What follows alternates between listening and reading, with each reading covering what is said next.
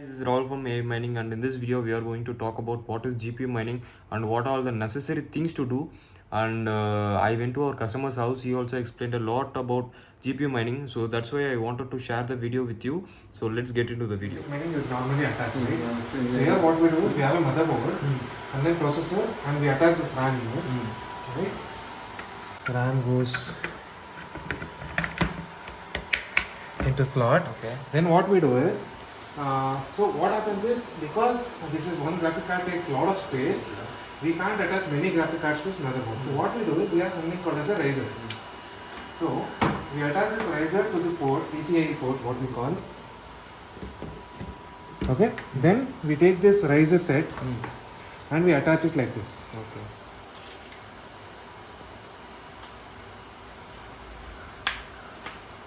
Okay. And then we can use this USB, right? And we can attach it to the riser set here. And then what we do is, for powering the motherboard as well as the graphic card, we use the SMPS here. This will go into the motherboard. 16 pin. 16 pin, yes. Yeah, 16 pin plus. Here it can either be 2 pin or 4 pin. Yeah. So anything can go in. Okay. And we have additional. I will take one there. Yeah. From the SMPS, we can attach it like this here. Anyone?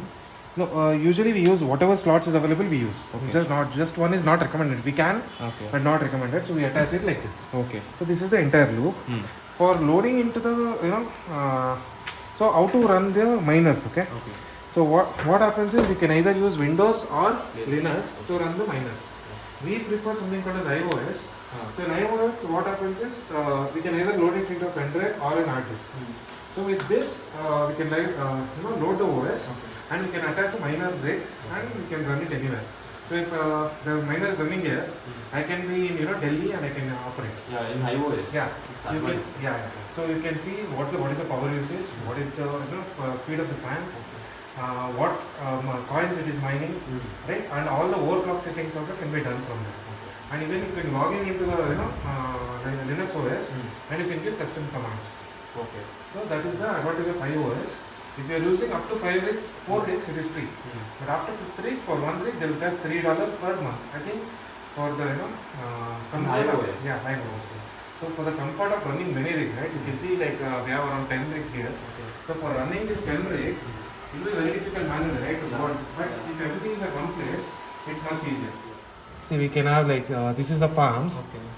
So if I'm going to any one of these rigs, right? See here I can see I have 5 rigs. Okay. So if I'm going to one of the rigs, I can see which are the cards, what is the hash rate for each card, what are its temperatures, what is the fan speed, what is the power intake for each of these cards. And we can set the overclocks here. Suppose I select one coin, we can set the overclocks here like this. Core clock, memory clock, power and everything. And it will run. In this itself we can overclock. We can overclock and keep, okay? And depending on the algorithm. So if I'm mining something else, I'll change the overclocks to get the best efficiency, right? And here we can see the CPU temperature, the available space, right? RAM, what is the consumption, per hour consumption, and everything else. So suppose if I want to log into the system, I tell here. Not just that, so I can set what should fan speed. Do not run at maximum, and based on the temperature you run. So if the temperature is more, run faster. So you can set that. Also, if there is any issue, you can restart the system, right? Or if the miner breaks, you can restart the system. You need not go manually and restart. That is one advantage. Here I have opened up a shell. So if I am going here, see all the data whichever is available in this, I am able to see it here. And if I tell miner, MINER, it will show the exact miner what it is running with all the exact details. This is one advantage. So here we can see this is a server case, right? So we have a server case, server motherboard, right? And this is where the processor sits. And for this we need not use a normal SMPS. We can use something called as a server SMPS, which you can see here. Right? These are comparatively cheaper than the normal SMPS, but they are prone to the quality is not that high. So 3-4 years it might go. But whereas with normal SMPS it will come for longer. You can see it here. 1000 watts. Yeah. So that is a 1200. That's a platinum and 1200 watts. We can connect multiple along with this as well. So for this we can use a normal SMPS. The advantage of this is the space is very less. Yes, You know, it occupies very less space. And the fans, we have a lot of fans, so the pressure on the internal fans are less. That is a major advantage for this. The disadvantage is the sound. Because of this sound, you can see it here. If I switch it on, but in every circuit will do the same, like this sound. yeah, it is more or less. Depending on the type of fan and depending on the thing. And this is like more plug and play. So you can just attach it. You can see the pen drive here and the LAN cable attached here. This also works on the same. Single motherboard, right? Yeah. This also works on the same setup only. Where you can put a pen drive or you can put hard disk, whatever it is, and you can run it. You can open wherein we have hung it, or we can make it in terms of a frame, which you can see it here. So either this is the horizontal one, right, and this is vertical one. You did this frame? No, we get it available. It costs around 2,000. So you can see that 3,000 rupees or something. Long back I got it. So we can get it done also. It will be cheap if you get it done. So this is a horizontal one. This is a vertical one. For this we use a 3D printed clips here. You can see here. So these are 3D printed clips.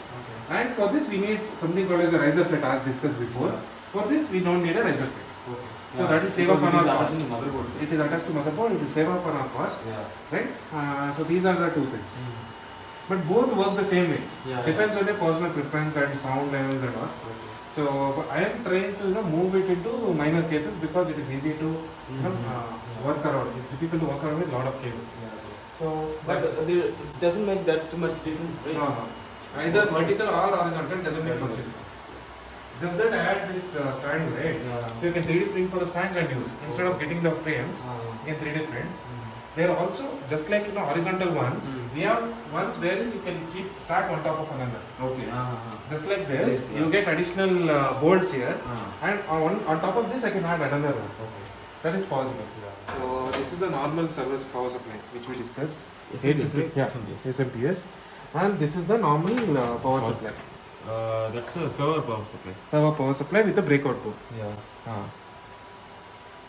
Yeah, bro. Other than this, I make my own LAN cables here. You made your own? Yeah. So I have I have a crimping set. So because the LAN cables are expensive, right? Like even for 3-5 meters, they'll charge 200-300 rupees. Instead, this one costs like 1,000-1,200 rupees. And based on the length. So if the length is long, I can adjust my length, right?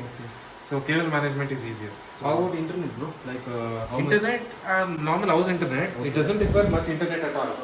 Entire month I'll hardly use some MBs, bro. Some 50 to 100 MBs I use. So this is the normal routers which I had extra, which I have put in. But I'm planning to make it into a switch. So I've already ordered a 24 pin switch. So once that is done, I'll remove everything and I'll put one switch. And then any CPU miners? CPU miners, no. I have my extra additional motherboards which I'm planning to. There's one there, there's one there. So I'm planning to change the processor. The processors on the RV.